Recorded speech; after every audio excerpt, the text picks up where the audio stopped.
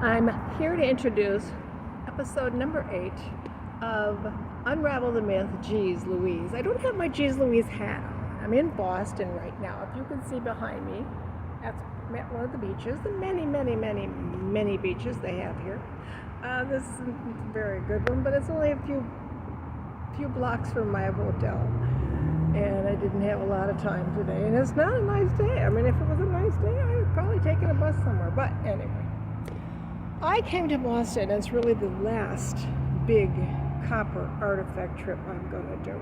I mean, this one was big. I couldn't bring a car. I used up my frequent flyer points. I stayed at pricey places. I mean, that's where the expense is this time. But I got to go to the Peabody Museum. Now, I'm sitting here afterward going, was it all worth it? All of these trips, all of these years, compiling a master database of pre-contact copper artifacts. Is it worth it? Well, I'm going to tell you, and this is just a brief introduction to, I'm going to connect this to a video I made a couple years ago. You're going to have a little flashback shock here. You might have even seen it. But this video is going to tell you why I started doing this to begin with. And it still holds true today. I still hit these people who don't understand that the natives in this country were smart enough, brave enough, strong enough to create copper artifacts and have a culture that spanned the millennium. And this is what does tend to annoy me about the people that I talk to about copper artifacts.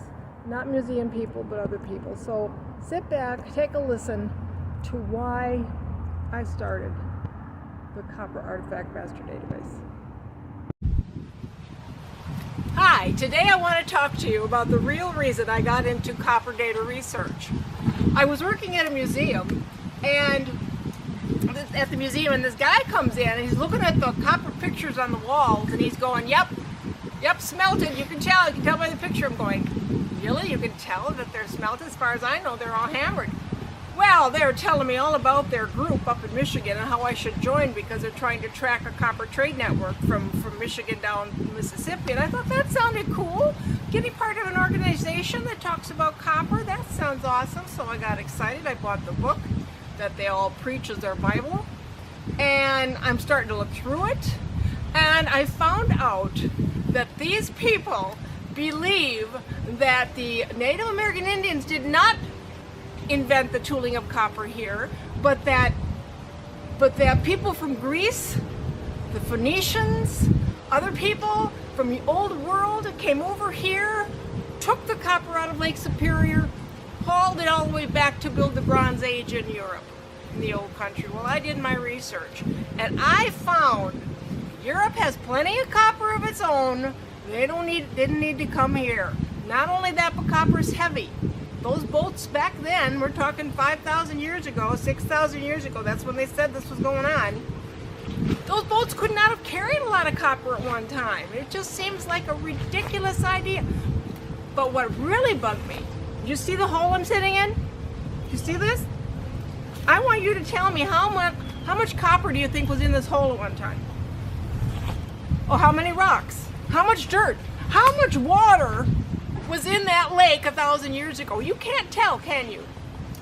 They made the assumption, based on a pit of rock with some copper veins in it, that millions of pounds of copper is missing. Where did it go? Well, I'll tell you where it didn't go. It didn't go to Europe.